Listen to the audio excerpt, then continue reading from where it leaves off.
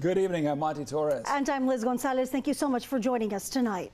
The Justice Department now says it is launching its own investigation into a trans student athlete set to compete against girls at the state track and field championships in Clovis Friday. This comes a day after President Trump threatened to withhold federal dollars from California for even allowing that student to compete. At issue in the DOJ's case is whether California is violating the civil rights of female student athletes by allowing a trans athlete to compete with them. The investigation by the Justice Department targets the California Interscholastic Federation and the Jurupa Unified School District. It says the organizations allowed the student in question, A.B. Hernandez, to compete in the high, long, and triple jump. A.B. has qualified for the state finals in all three events this weekend in Clovis. The DOJ says that the CIF is, quote, depriving girls of equal athletic opportunities, citing protections under Title IX. The federal civil rights law prohibits sexual discrimination in any educational program or activity that receives federal funding. And according to the DOJ, it explicitly acknowledges fundamental differences in the way girls and boys participate in sports. In February, the U.S. Department of Education said it was launching an investigation after the CIF allowed trans athletes to compete. Now the two federal departments will coordinate their investigations. The DOJ also said today that it is getting involved in a lawsuit against the Riverside Unified School District, which it says allowed a trans athlete to displace a girl on a cross-country team. Just last week, the DOJ also said it is receiving complaints from female high school athletes in the state of Oregon and has launched an investigation there as well. The CIF is now clarifying changes that it's made to its policy over trans athletes competing in this weekend's state track and field championships and beyond.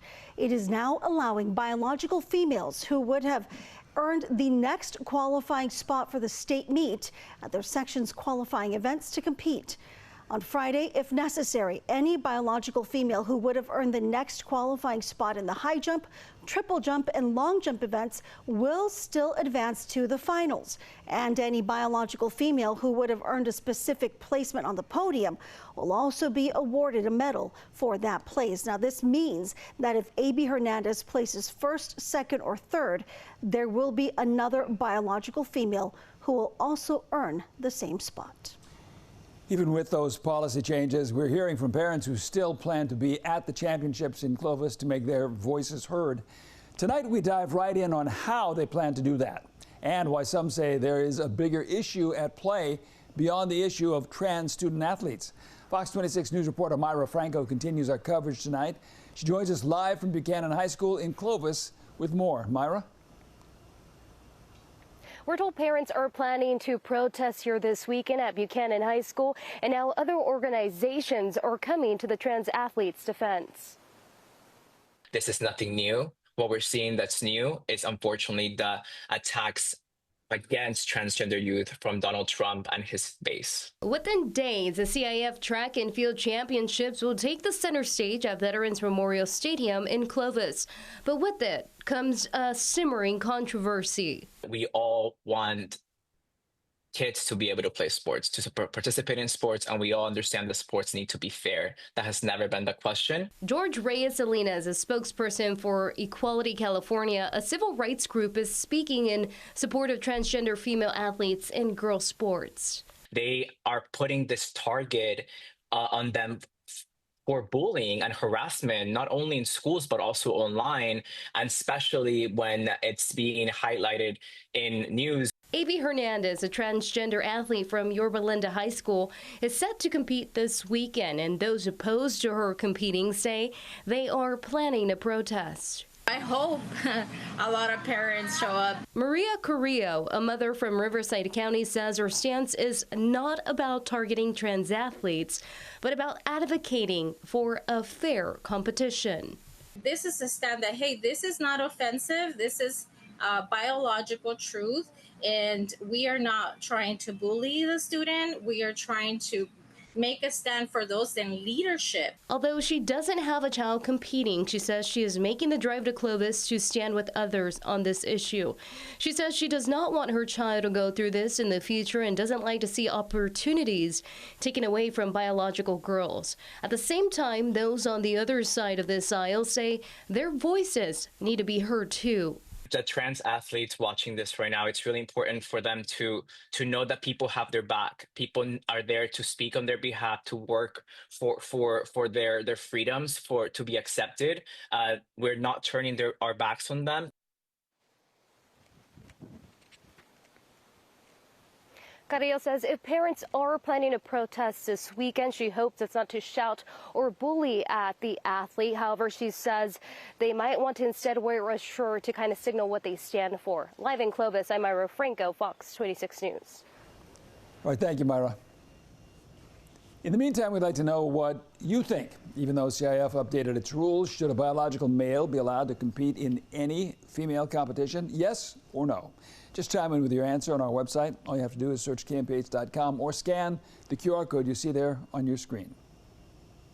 And while much of this controversy has focused on the California Interscholastic Federation's policies, we wanted to know, where do California's laws stand on the issue of transgender student athletes?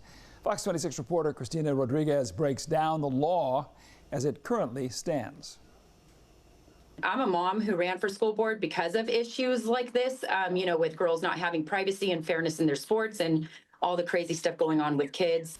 And this is what the law says.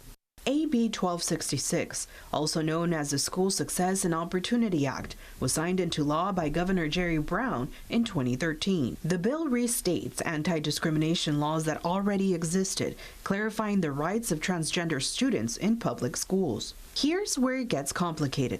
The last line of the bill reads as follows. A pupil shall be permitted to participate in sex-segregated school programs and activities, including athletic teams and competitions, and use facilities consistent with his or her gender identity, irrespective of the gender listed on the pupil's records. Basically, gender identification does not have to match what was assigned at birth, which is in line with a state law called the Gender Recognition Act. A section of California's Education Code equates gender and sex, and also includes gender identity and gender expression.